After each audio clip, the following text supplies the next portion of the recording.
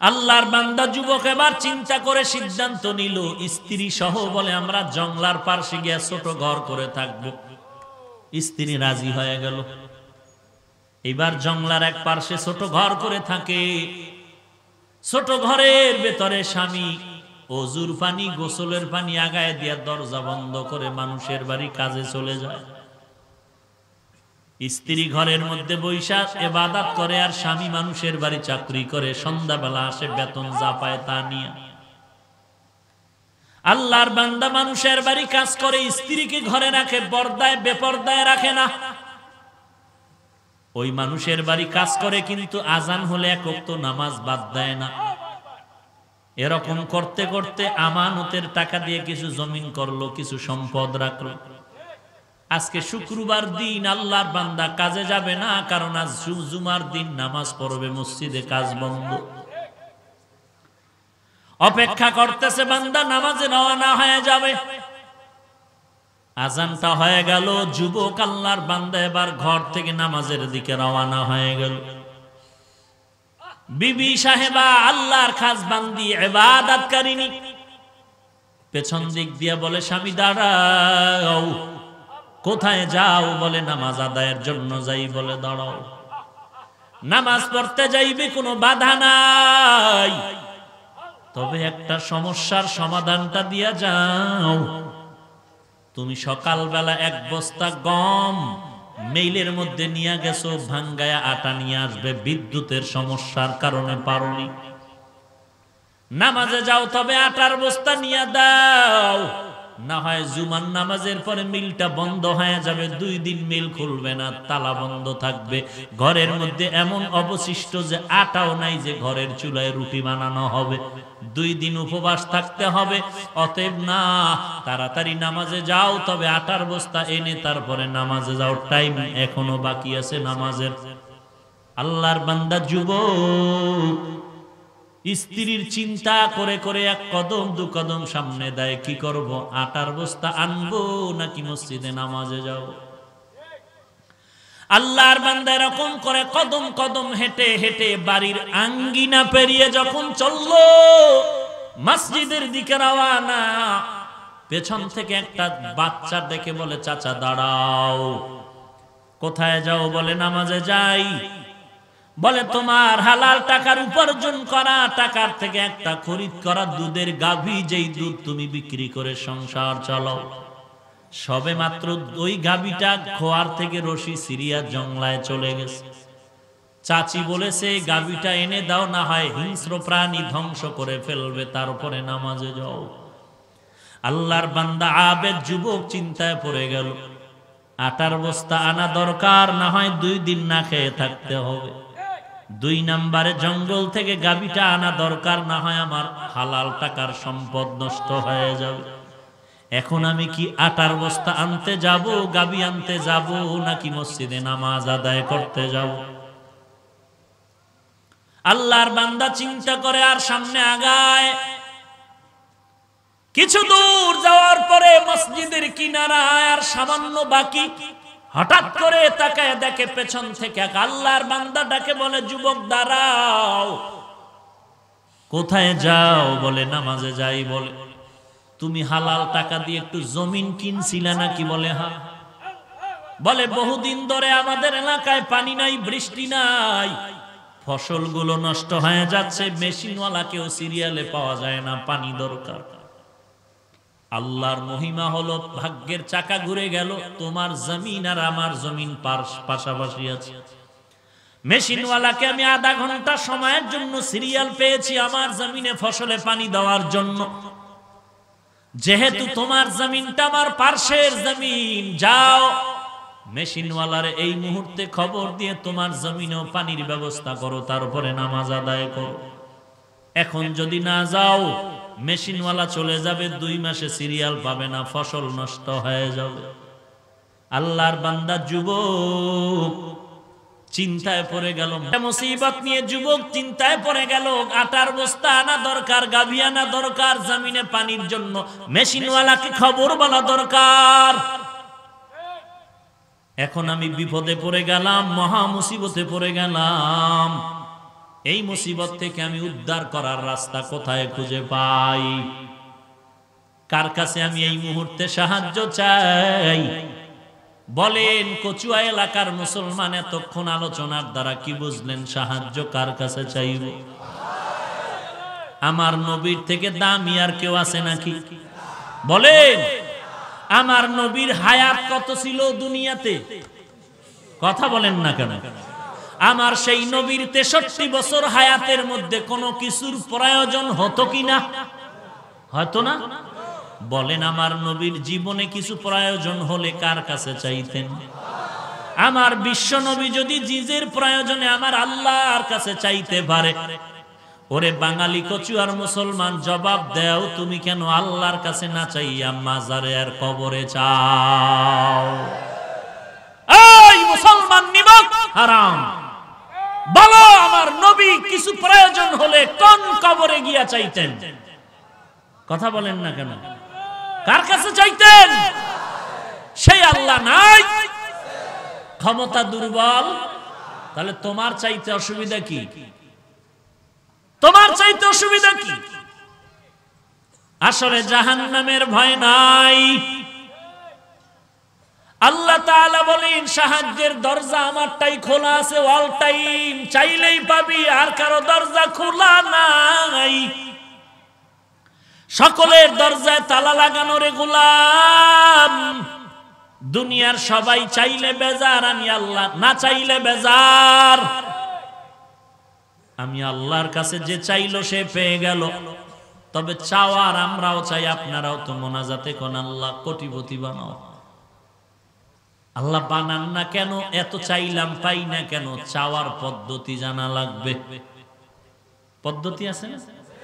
এখন এমপির কাছে আপনি 5,000 টাকা চাইবেন, একেবারে দৌড়ে গিয়ে এমপির হাতটা ধরে বলবেন, তাড়াতাড়ি 5,000 টাকা দাও তো ভাই।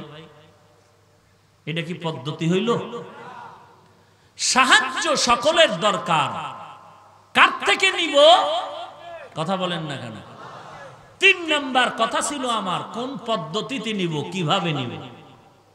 আল্লাহ তাআলা বলেন 2 পদ্ধতিতে আমি আল্লাহর কাছে সাহায্য চাও।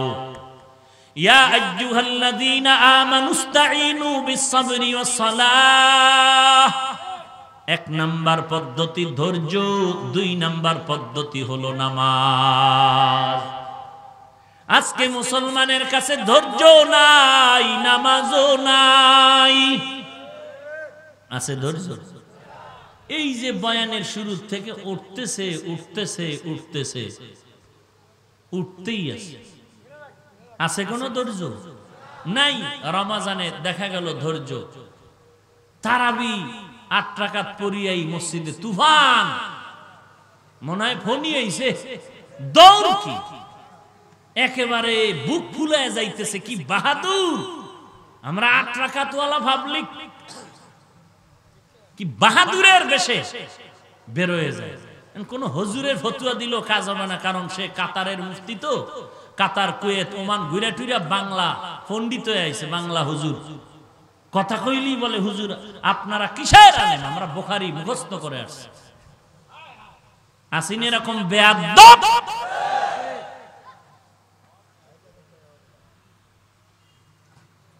তোমার 8 রাকাতের বাহাদুরি দেখাইতে চাইলে মক্কা মদিনায় যাও না কেন? তোমার বুকের পাটা শক্ত থাকলে বলো তো, 20 রাকাত ওয়ালারা 20 রাকাত তারাবি পরে গুনাহ করেছে? বুকের পাটা শক্ত থাকলে দাঁড়ায় বল।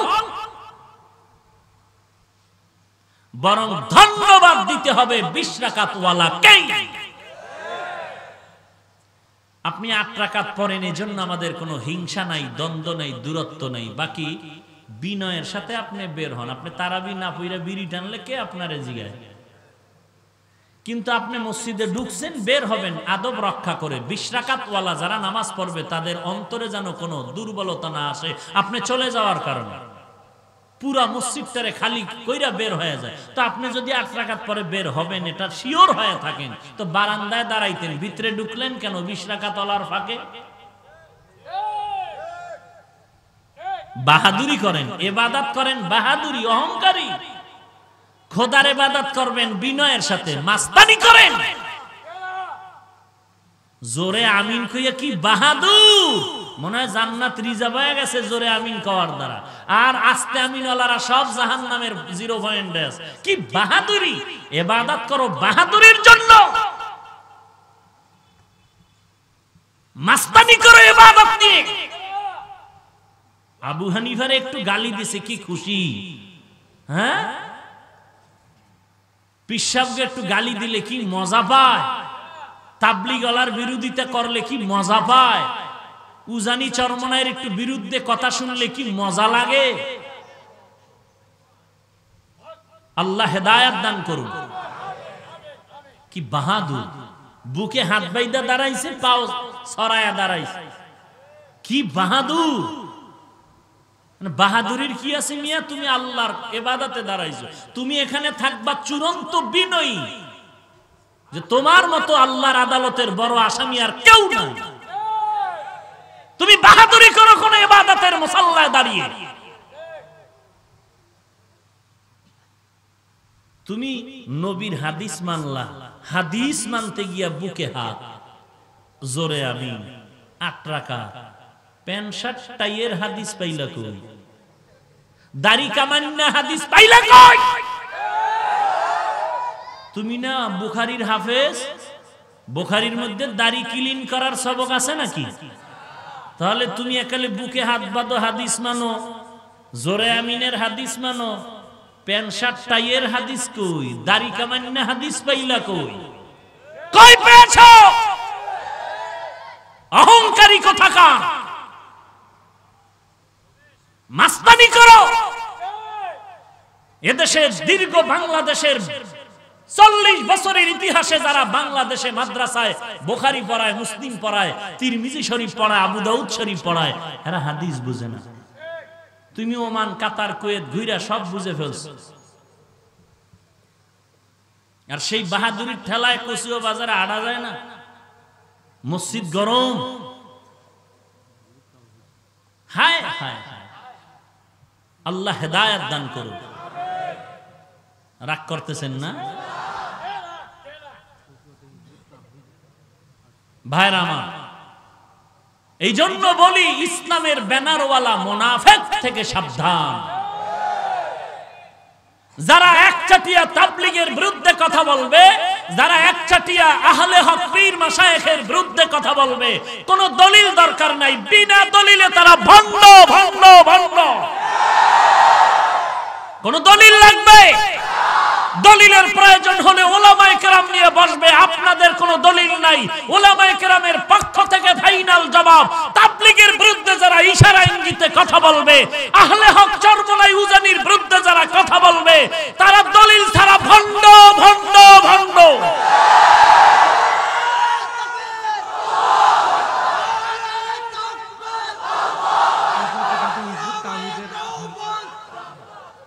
আল্লাহ আমাদের সবাইকে হেদায়েত দান করুন।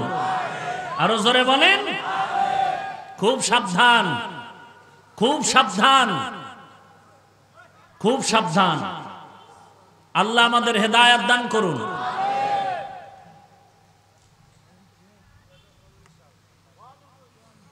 উজানি যাওয়ার কারণে, চরমনাই যাওয়ার কারণে, তাবলীগে যাওয়ার কারণে কেউ গাঞ্জা খায়, দাড়ি কামায়, বেপরদায় চলে, কারো হক নষ্ট করে, বলেন? অতএব এদেরকে যারা গালি দিবে তারাই ভণ্ড। এদেরকে যারা গালি দিবে, আমরা দাঁড়াইয়া ইয়া নবী সালামু আলাইকা, ইয়া রাসূল সালামু আলাইকা, ইয়া হাবিব সালামু আলাইকা, সালাওয়াতুল্লাহি আলাইকা পড়ি না। যারা পড়ে তাদেরকেও আমরা কখনো গালি, যদি আমগো দেয় তখন আমরা উত্তর দিতেই হয়। যারা জোরে জোরে আমিন বলে, আস্তে বলেন, আমরা গালি দেই। যদি আমগো আস্তে ওয়ালারে দেয় তখন প্রতিবাদ করতেই হয়। যারা বুকে হাত বাঁধে আমরা গালি দেই, আমরা হিংসা করি, বরং দেখা হলে সালাম দেই। কিন্তু আমগো নাবির নিচের হাত ধইরা টান দিলে তখন প্রতিবাদ করতেই হয়। কথা ঠিক? যারা 8 রাকাত তারাবি পড়ে আমরা গালি দেই, হিংসা করি, দেখলে সালাম দেই। যদি 20 রাকাত ওয়ালারে নিয়ে কিলাকিলি বাজাবার চেষ্টা করে, কোন প্রতিবাদ করাটাই ইসলামের নিয়ম। বাকি প্রতিবাদের মানি গালি দেওয়া না। গালি দেওয়া অতএব কোন বক্তা স্টেজে বসে যদি গালাগালি করে বুঝতে হবে এই বক্তার অন্তর পবিত্র। হ্যাঁ, অতএব পবিত্র আর অপবিত্র বলারও দরকার নাই, আমাদের ঈমান আমল বাঁচাবার জন্য আমরা একটু দূরে থাকলেই ভালো হবে। কথা ঠিক আছে তো? আল্লাহ সবাইকে বুঝার তৌফিক দান করেন। কি বুঝলেন? আমি জোরে আমিনওয়ালার বিরুদ্ধে বলছি, 8 রাকাতওয়ালার বিরুদ্ধে বলেছি। টোটাল কথা যা বলছি, 8 রাকাত পড়লে আমাদের হিংসা নাই, তার কবরে সে যাবে, আমার কবরে আমরা যাব, যার যার জবাব। তো এখানে ঝগড়ার কি আছে? হ্যাঁ, এখানে একটা আছে বুঝানো, হয়তো সে আমাকে বুঝাবে, আমি তাকে বুঝাবো, আর বুঝানোর ভাষা হতে হবে মহব্বতের ভাষা, গালি নয়। কথা ঠিক? আল্লাহ সবাইকে বুঝার তৌফিক দান করুন। যারা নবীরে নূরের তৈরি বলে আমরা গালি দেই, কথা বলেন, অতএব আমগো গালি দিলে জবাব দিতেই হবে। কথা ঠিক আছে? যারা নবীরে গাইবের মালিক বলেন আমরা গালি দিচ্ছি, গালি দেই না, দেখা হলে কি দেই? সালাম। কিন্তু আমাদেরকে গালি দিলে, খারাপ বললে তখন জবাব দিতেই হবে। কথা ঠিক না? আল্লাহ বুঝার তৌফিক দান করুন। আরো মহাব্বতে বলেন। নামাজ নাই, রোজা নাই, দাড়ি নাই, টুপি নাই, এই খুঁটিনাটি জিনিস নিয়ে এত ঝগড়া কেন? এই মিয়া, সুদ খাইলে নামাজ কবুল হবে না, রোজা কবুল হবে না, জিকির কবুল হবে না, দরুদ কবুল হবে না, হজ কবুল হবে না। তুমি যত বড় আশেক হও, সুদের টাকায় যদি তুমি জড়িত থাকো, তোমার এই দরুদ আর ইশকে হবে কি? তুমি তো তোমার গর্ভধারিণী আপন মায়ের সাথে জিনার গুনাহ কামাই করতেছো। তুমি কত বড় পবিত্র সন্তান জানো? সুদের কারণে তুমি নিজের আপন মায়ের সাথে জিনার সমতুল্য গুনাহ কামাই করতেছো। তুমি কত বড় ভালো সন্তান টের পেয়েছো? আর তুমি যদি গালি দাও আমাদেরকে, তোমার গালিতে কি আসবে আর যাবে? কিছুই আসবে আর যাবে না। বাকি আমরা কাউকে গালি দিব না ইনশাআল্লাহ। আমরা আজকে গালি না দেওয়াতে আমগো প্লাস না মাইনাস? প্লাস, আলহামদুলিল্লাহ। তাবলিগে লোক কমে না বাড়ে? ইজতেমা কয়বার? উজানি মাহফিলে লোক কমে না বাড়ে? কচুয়া মাদ্রাসায় লোক সংখ্যা কমতেছে না বাড়তেছে? দান সদকা কমে না বাড়ে? কারণটা কি? এক সুন্দরী মাইয়া, এর পেছনে যুবক করে ডিস্টার্ব। সুন্দরী কয়, ও যুবক তুই এত ডিস্টার্ব কেন করো, তোর কি ক্ষতি করেছি? কয় তুই সুন্দরী কেন রে, তুই এত সুন্দর। কিন্তু এখানে প্রত্যেকটা যুবক বুড়া, টুপিওয়ালা, নামাজিওয়ালা, ঠিক কিনা বলো? এত লোক হয় কেন? এটাই ওর জ্বালা, এটাই তার অ্যালার্জি। এমন অ্যালার্জি যেই অ্যালার্জির কোনো ঔষধ দুনিয়াতে নাই। অ্যালার্জি এমন একটা রোগ যার ঔষধ কোন ডাক্তার আজ পর্যন্ত তৈরি করতে পারে। আল্লাহ আমাদের হেদায়েত দান করুন। রাগ করতেছেন? আর একটু সামনে যাব। হায় হায় হায়, আল্লাহ। তাহলে সাহায্য লাগবে নি কার থেকে? এইবার জানবো কয় পদ্ধতিতে। 1 নম্বরে ধৈর্য, 2 নম্বরে নামাজ, বিসবরি ওয়াস সালাহ। ধৈর্য, ইয়া আইয়ুহাল্লাযীনা আমানুসবিরু ওয়া সাবিরু ওয়া রাবিতু ওয়াত্তাকুল্লাহ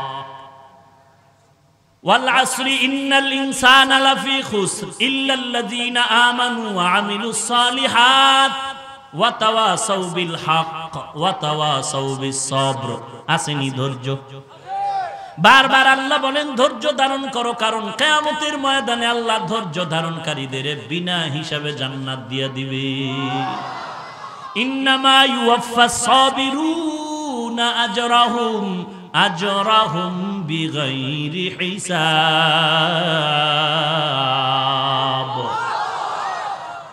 আল্লাহ তাআলা বারবার ধৈর্যের বয়ান করেন। রব্বানা আফরিগ আলাইনা সাবরান ওয়া সাব্বিত আকদামানা আনসুরনা আলাল কওমিল কাফিরিন ওয়াসবির আলা মা ইয়াকুলুনা ওয়াহজুরহুম হাজরান জামিলা। আল্লাহ তাআলা বলেন ইন্নাল্লাহা মা'আস সাবিরিন, আল্লাহ তাআলা সাবিরিনদের সাথেই থাকে। কিয়ামতের ময়দানে ধৈর্য ধারণকারীরা বিনা হিসাবে জান্নাত পেয়ে যাবে। এখন এই ধৈর্যের ব্যাখ্যা বিভিন্ন রকম, অধিকার গেলাম না। আল্লাহর থেকে সাহায্য নিব দুই পদ্ধতিতে, এক নম্বরে ধৈর্য, দুই নম্বরে নামাজ। নামাজ জীবনে কয়বার? জীবনে কয়বার? 5 বার না দৈনিক 5 বার? দৈনিক 5 ওয়াক্ত নামাজ। আসেনি নামাজ? জুমার দিন সবার শেষে মুসল্লি ঢুকে ইমামের সালামের পরে দৌড়। আসেনি? বাড়িতে গিয়ে দেখে যে আরেকজনের জুতা নিয়ে হাজির।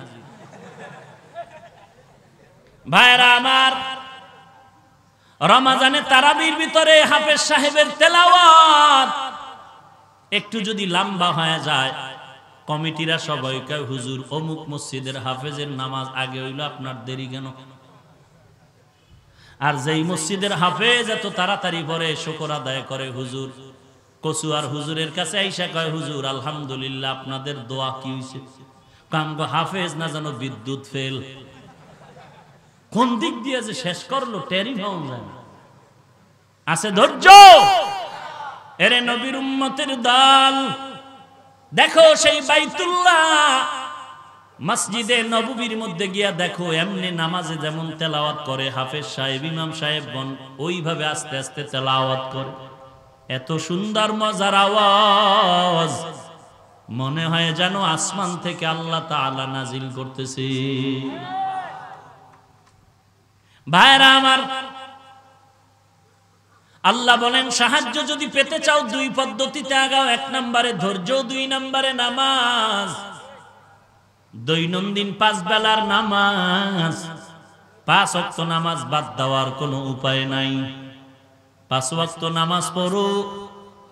5 ওয়াক্ত নামাজ যদি পড়ো, আল্লাহ তাআলার নবীর মাধ্যমে আল্লাহ জানায় দেয়, নবী বলে দেন 5 ওয়াক্ত নামাজ যারা আদায় করবে আমি আল্লাহ তার আমলনামায় 50 ওয়াক্ত নামাজের সওয়াব দিয়া দিব।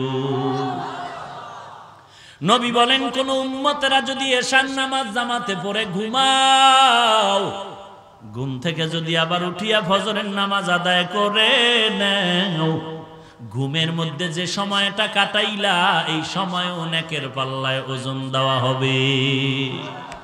মকুন সুসুতি নামাজে পাঞ্জে গানা ফাওয়াইলুল লিল মুসাল্লিন আল্লাযিনা মুমিনারা ইনামাজে ইমদাদে দা ইস্তাঈনু আয়াতে কুরআবাখা। খারাপ লাগে আপনাদের? যুবক, 3টা মুসিবত মাথায় নিয়ে দাঁড়ানো। এক নম্বরে আটার বস্তা আনা দরকার, ভুলে গেছেন? 2 নম্বরে জঙ্গলের হারানো গাভীও আনা দরকার। 3 নম্বরে জমিনে পানি দেওয়ার ব্যবস্থায় মেশিনওয়ালাকে খবর দেওয়া দরকার। এখন কি আমি 3 জায়গায় দৌড়াবো নাকি নামাজে যাব? চিন্তায় পড়ে গেল যুবক, চোখ দুটো বন্ধ করে দিল, মুরাকাবায় চলে গেল। আল্লাহ ওলির সাথে সম্পর্কের কারণে অন্তরের মধ্যে বাতিনি ভাবে গোপন ভাবে জবাব এসে গেল।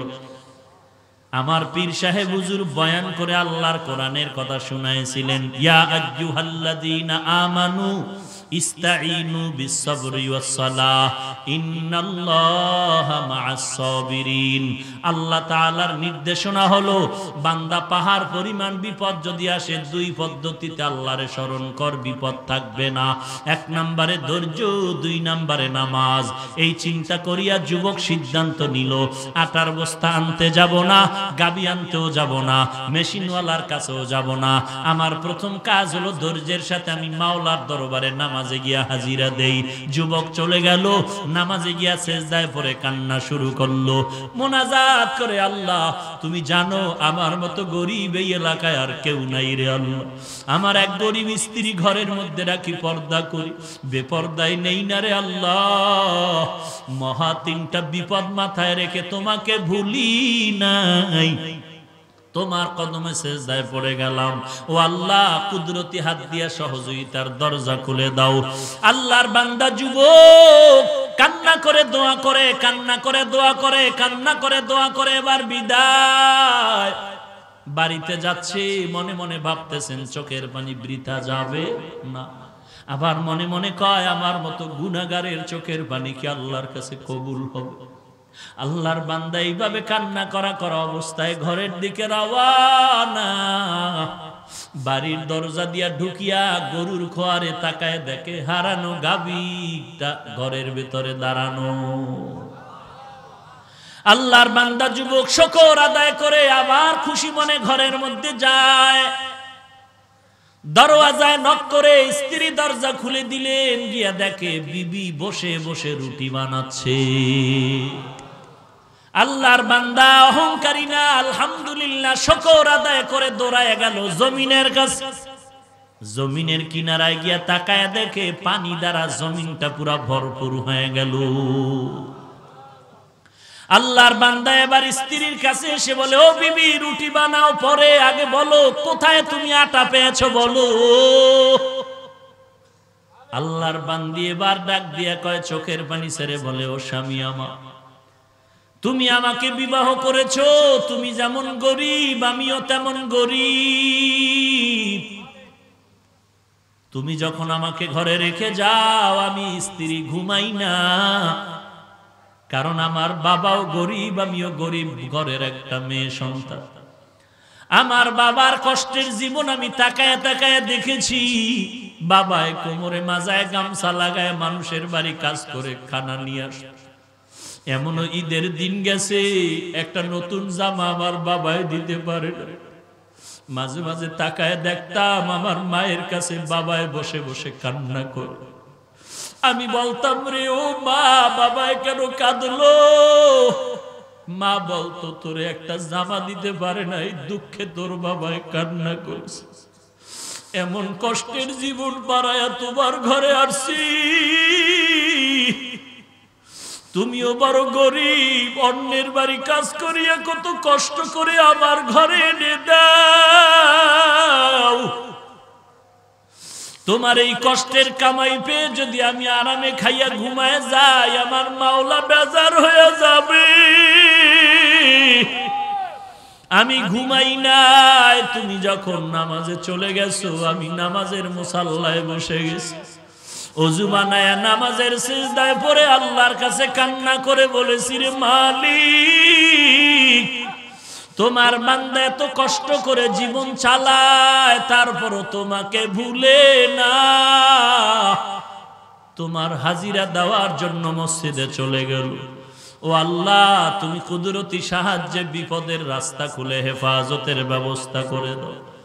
আমি আল্লাহর কাছে যখন যায় নামাজে বয়ে কান্না করতেছি, হঠাৎ করে কান্নার ভিতরে দরজার ভিতরে দেখি কে যেন আমাকে আওয়াজ দিয়া কয়, দরজা খুলে দাও।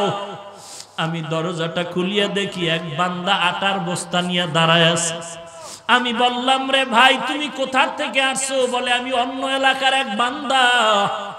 আটার বস্তা কই পাইলা? বলে, আমার একটা আটার বস্তা মেইলে ছিল, আনতে গেছিলাম। আনতে গিয়া দেখি ভুলে তোমাদের বস্তা নিয়ে আসছি, আমানতের সাথে তোমাদেরটা দিয়া যাই, আমারটা আমি আবার নিয়ে আসতেছি। আল্লাহর কুদরত, আমাদের এইভাবে আটার বস্তা চলে আসে। গাবিটা কেমনে পাইলা? বলে, দেখি জানালা দিয়া তাকায় দেখি একটা জংলার বাঘ আমাদের গাবিটারে দৌড়াচ্ছে, কঠিন বেগে দৌড়াচ্ছে। গাবিটা দৌড়াইয়া যখন আমাদের বাড়ির আঙ্গিনায় ঢুকলো, বাঘ লেজটা গুটাইয়া জংলায় চলে গেল। আমি ভাবছিলাম বাঘ বুঝি গাবির উপর আক্রমণ করবে, কিন্তু যখন দেখলাম না চলে গেল, তখন মনে মনে ভাবলাম আল্লাহ তাআলা খুশি হইয়া আমাদের কান্নাকাটির কারণে ওই বাঘেরে পাঠাইছে গাবিটা আমাদের ঘরে পৌঁছাইয়া দেওয়ার জন্য। এইবার বলে, পানি আসলো কেমনে? বলে, আমি তা জানি না, তুমি গিয়া খবর নাও। মেশিনওয়ালারে খুঁজা বলে, ভাই, আমার জমিনে পানি আসলো কিভাবে? মেশিনওয়ালা বলে, ভাইজান, তোমার পাশের জমিনে পাইপ লাগায় আমি ঘুমায় গেছিলাম, ওই জমিনের পানিটা পাইপে ভরপুর হয়ে অতিরিক্ত পানি গিয়ে তোমার জমিনটারে ভরপুর করে ফেলেছে। এরে নবীর উম্মতের দল, এরে পর্দার আড়ালের মা, এক হাতে তালি যেমন বাজে না, বিনা বাতাসে নদীর পানি যেমন নাড়াচড়া করে না, বাচ্চা কান্না না করলে মা যেমন দুধ দেয় না, আল্লাহর বান্দা তুমি যদি কান্না না করো আমার মাওলা ও রহমতের দরজা খুলবে না। এজন্য আল্লাহর কাছে কান্না করো রে বান্দা। আল্লাহ তাআলা প্রথম আসমানে প্রতিদিন এসে বান্দাকে ডাকেন, উদউনি আস্তাজিব লাকুম। এরে বান্দা, কার কি প্রয়োজন আমি আল্লাহর কাছে চাও, আমি আল্লাহ জবাব দেওয়ার জন্য প্রথম আসমানে হাজির হয়ে গেল। কার সন্তান কথা শুনে না, কার সন্তান লেখাপড়া করে না, কার স্ত্রী স্বামীর আনুগত্য করে না, কার স্বামী আল্লাহর ইবাদত মতো স্বামীর স্ত্রীর দরবারে চলে না, দুনিয়ার কারো কাছে বিচার না দিয়ে আমার আল্লাহর কাছে মুনাজাত করে দোয়া করো, আল্লাহ তুমি সন্তানগুলো নেককার বানায় দাও। আয় আল্লাহ, ঘরের নারীদের তুমি নেককারিনী বানায় দাও। ও আল্লাহ, প্রত্যেকটা মা বাবাকে নেককার সন্তানের মা বাবা হওয়ার তৌফিক দাও। ব্যবসায় বরকতের জন্য তাবিজ লাগবে না রে ব্যবসায়ী ভাই, আল্লাহর কাছে দোয়া করো আর কোরআন তেলাওয়াত করো, আল্লাহর মোহাব্বত নিয়ে দুফোঁটা চোখের পানি ছেড়ে কান্না করো। দুনিয়াটা কিছুই না রে বাবা। গত রোজার মাসে কত আল্লাহর বান্দা ছিল, এই রোজায় নাই। আল্লাহর কাছে চোখের পানি ছেড়ে কান্না করো রে বান্দা। এই জায়গায় যারা হাজির হয়েছেন, অনেকের মা নাই, অনেকের বাবা নাই, অন্ধকার কবর থেকে দোয়ার অপেক্ষায় আছে রে আল্লাহর গোলাম। চোখের পানি ছেড়ে দোয়া করো। মোনাজাত তো সবাই করে, সবার চোখে পানি নাই, আবার অনেকে কান্না করে করে বেকার হয়ে যায়। বান্দা একটু চিন্তা করো, আমার ডাইনে বামে কত ভাই কান্না করে, আমার কেন চোখে পানি আসতেছে না? একমাত্র কারণ হলো গুনাহ করার কারণে দিলটা পাথরের মতো শক্ত হয়ে গেল। আল্লাহর কাছে এই পাথরওয়ালা দিল নিয়ে গেলে জাহান্নামের আগুন ছাড়া উপায় হবে না। পারবা না জাহান্নামের আগুন সহ্য করতে। দুনিয়াতে সূর্যের গরম সহ্য করতে পারি না, কেউ যদি একটা বেতের বাড়ি দেয় ব্যথা পাই, কষ্ট পাই, অথচ কবরে গেলে গুনাহগারের জন্য দুই পার্শ্বের মাটির চাপ কিন্তু অপেক্ষমান হয়ে আছে। সহ্য করতে পারবা না রে বাবা। অতএব আল্লাহর কাছে দোয়া করে কান্না করে তওবা করে যাও রে আল্লাহ। গলায় ছুরি আসবে, মরে যাব, আর নামাজ ছাড়বো না, বেপরদায় চলবো না। আয় আল্লাহ, নবীর সুন্নাত জবাই করবো না, জবান দিয়ে কাউকে গালাগালি করবো না, কারো বিরোধিতা করবো না, গীবত শিকায়াত করবো না। আজকে থেকে তওবা করলাম, নামাজ পড়বো, দাড়িটা লম্বা করবো, কোরআন তেলাওয়াত শিখবো শুদ্ধ করে, আলেম ওলামাদের মোহাব্বত করব। ও আল্লাহ, তুমি আমাদের সবাইকে খাস তওবা করার তৌফিক দান করো। আয় আল্লাহ, গুনাহমুক্ত জিন্দেগি দান করে দাও, বেশি বেশি নেক আমল করার তৌফিক দান করো। আমিন।